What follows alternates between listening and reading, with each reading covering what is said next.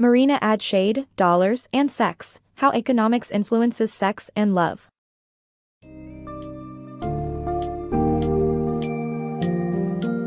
Welcome to the fascinating world where economics meets love and sexuality.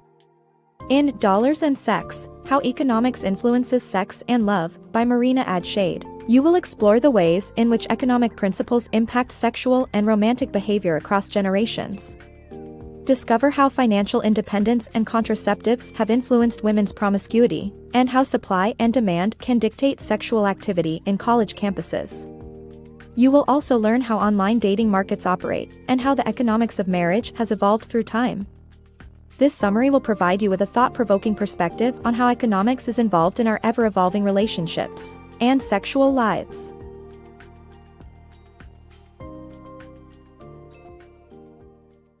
Empowered women, evolved attitudes. Today's women, being more educated and financially independent, have significantly different attitudes toward sexuality and relationships than their grandparents. These modern perspectives are no longer considered a decline in morality but a result of women's ability to make their own choices. They can afford contraceptives, ensuring their protection from STDs and unwanted pregnancies. This autonomy also enables them to demand the correct usage of contraceptives. In contrast to previous generations, unmarried women with multiple sexual partners faced societal shaming and reputation damage. Now, premarital and extramarital relationships, as well as their resulting pregnancies, are more socially acceptable. The increased earning capacity of educated women allows them to raise a child independently, or terminates the pregnancy if they wish, both choices being socially and financially acceptable. Consequently, modern women can better handle the challenges accompanying unexpected pregnancies. Contraceptives and premarital births. The introduction of safe and reliable contraceptives, such as birth control pills, surprisingly led to an increase in premarital birth rates. With the potential financial and social risks surrounding premarital sex significantly reduced, more people engaged in active sex lives. As a result, lenient cultural attitudes towards premarital sex emerged, with risks outweighed by personal desires. Despite contraceptives, 45% of sexually active women still end up getting pregnant at some point, contributing to the increased premarital birth rates. During the era of limited contraceptives, premarital sex carried a heavy cost due to the significant risk of pregnancy. In 1925, an unmarried woman faced an 85% chance of getting pregnant from unprotected sex, resulting in damaged reputations and financial strain. However, advancements in contraceptives have lowered the risk of pregnancy, subsequently reducing the fear associated with premarital sex. Take, for example, the lifetime income of an unmarried woman in 1925 was $45,000. If we multiply the 85% chance of pregnancy by $45,000, the potential cost of premarital sex would be $38,250. If condoms had been available at that time, the probability of pregnancy would drop to 45%, and the potential cost of premarital sex would become $20,250, considerably less than before. With risks decreasing, more people decided to engage in premarital sex. As this trend emerged, cultural attitudes moved towards leniency and acceptance, with liberal areas leading the way. People in conservative regions observed the shifting attitudes in liberal areas, which encouraged them to shed their fear of societal stigmatization, and eventually, liberal attitudes prevailed. However, contraceptives are not entirely foolproof. Even with responsible use, 45% of sexually active women end up getting pregnant at some point. Consequently, the number of premarital pregnancies has risen, defying the expectation that the introduction of reliable contraceptives would reduce them. College sex and supply-demand. The intriguing dynamics of sexual activity on college campuses can be explained through the lens of supply and demand. Heterosexual male students have a higher likelihood of engaging in sexual encounters before graduation when attending colleges with larger female populations. In fact, colleges with more female students act as a buyer's market for heterosexual males, empowering them in the broader sexual marketplace. As a result, women might willingly lower their price and be more open to intimate experiences due to the higher availability of potential partners. Studies show that when the college campus has a male majority, a woman's chance of remaining a virgin stands at 45%, this number drops to 30% if the campus is predominantly female. This demonstrates that women may modify their attitudes toward sexual activity in response to the gender balance of their environment. Rethinking online dating criteria. The prevalence of overly simplistic and quantitative criteria on online dating platforms drastically reduces the likelihood of finding an ideal partner. To enhance compatibility and satisfaction, these services should shift their focus towards experiential criteria which encompass the essence of actual human interaction and are less limiting.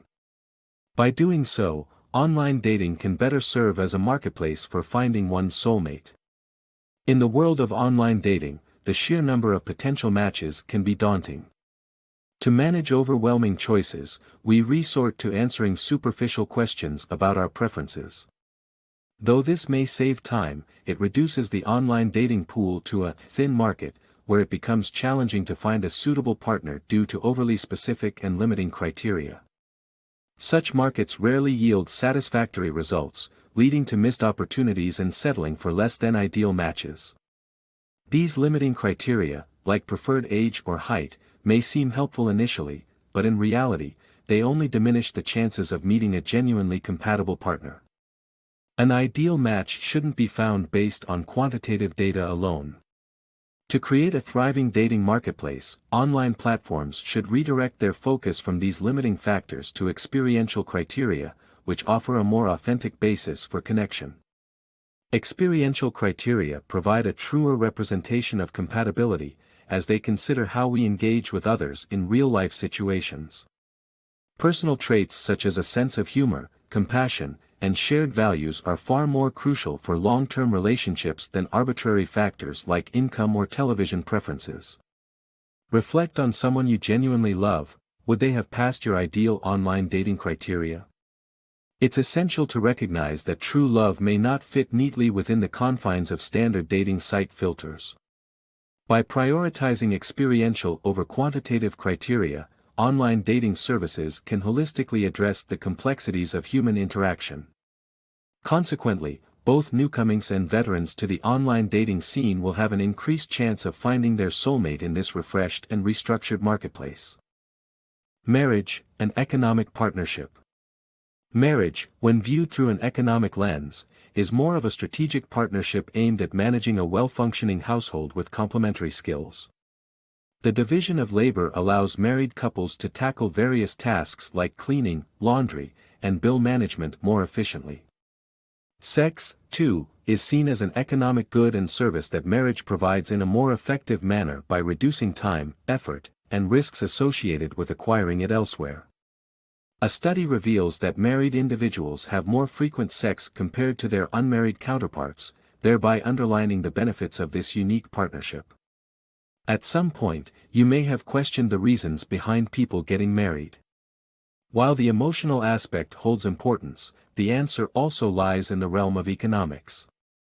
A household functions quite similarly to a business, where multiple demands require efficient management.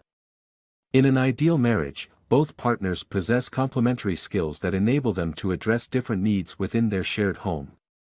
This partnership allows the couple to run their household more effectively than if they were to try it individually.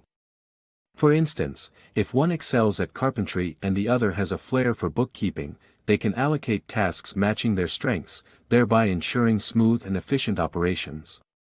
The notion of economic efficiency also extends to the couple's intimate life. Sex, in economic terms, serves as a good and a service that marriage facilitates more effectively. Seeking sex outside the confines of marriage not only takes up more time and effort but also poses risks such as disease, violence, and humiliation. Furthermore, it brings potential legal consequences when dealing with the illegal sex market. This assessment is supported by a 2004 study conducted by economics professors David Blanchflower and Andrew Oswald. Their research showed that among married individuals, 76% reported having sex 2 to 3 times per month, as opposed to only 57% of unmarried participants. Thus, marriage paves the way for a more efficient, secure, and joyful partnership both inside and outside the bedroom. The economics of polygamous societies. Polygamous marriages can be attributed to economic reasons in some societies. Rather than marry a poorer man, a woman might opt to become an additional wife in a wealthier family for financial security. However, the Industrial Revolution shifted this dynamic. Educated women with job prospects no longer needed to rely on wealthy husbands for financial stability. Consequently, as societies become more educated, polygamy becomes less common. Have you ever pondered why some societies allow polygamous unions? The answer lies in economic benefits. In certain countries, it's deemed more sensible for a woman to become the second or third wife to a wealthy man than to marry a financially unstable one. While being one of many wives can be challenging, the advantages provided often outweigh the costs. The introduction of a new wife might impose emotional costs on the first wife, but the overall economic gain for each spouse might outweigh these challenges. The general financial satisfaction within the system keeps everyone content, at least for a while. However, this scenario changes as societies develop and education levels increase. The Industrial Revolution and urbanization led to a preference for smaller families with smarter children, as they had a better chance of succeeding in an evolving job market. As a result, educated women gained more freedom and importance in choosing suitable partners. With a range of skills and financial independence, an educated woman no longer needs to rely on polygamous unions to secure her financial well-being. In fact, the shift in societal priorities allows her the liberty to marry a man, regardless of his financial status, if she so chooses. In summary, as societies become more educated and women gain financial independence, polygamous marriages become less prevalent. This progression highlights the significant role education plays in shaping marital practices and the overall development of a community. Money, education, and marriage stability. While love is often considered the cornerstone of a successful marriage, money and education also play critical roles in keeping partnerships strong. Research has shown that those with postgraduate degrees face a significantly lower risk of divorce due to their increased financial stability. Financial inequality can lead to stress, which is a primary factor in marriage deterioration. Higher levels of inequality in a country directly correlate with increased divorce rates, reflecting the impact of financial struggles on relationships' longevity. We often believe that love is the primary foundation for lasting marriages, but money and education are equally crucial. A study conducted by economics professors Philip Oriopoulos and Kjell Salvins reveals that individuals with postgraduate degrees have only a 3% chance of getting divorced, while their counterparts with a high school diploma face a 16% chance. This disparity is not due to the higher educated finding better matches, but rather their tendency to earn more money. Financial instability breeds stress, which can wreak havoc on relationships.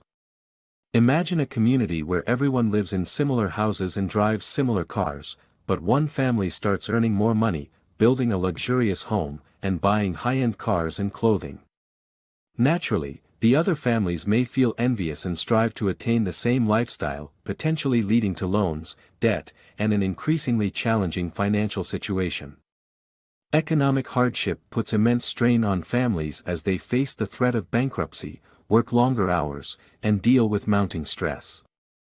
All of these factors contribute to a gradual disintegration of the marital bond. This phenomenon of economic inequality and its detrimental effects on marriages is alarmingly widespread. Research by economists Adam Levine, Robert Frank, and Ege Dyke demonstrates a strong correlation between a country's levels of inequality and its divorce rates. A 1% increase in financial inequality can cause a country's divorce rate to grow by 1.2%. Ultimately, as only a select few enjoy the advantages of increased wealth, marriages among the less fortunate tend to suffer the consequences.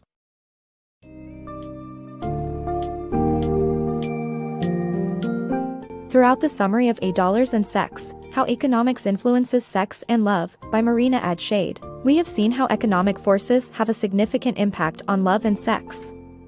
The financial independence and social acceptance of contraceptives have empowered women and changed sexual behaviors throughout generations. The laws of supply and demand have shaped sexual activity on college campuses, while thin markets in online dating limit the chances of finding an ideal partner.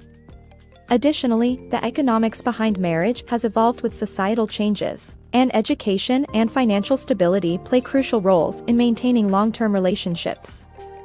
As you have learned, the world of love and sex is not immune to the rules of economics, resulting in eye-opening insights into human behavior and relationships.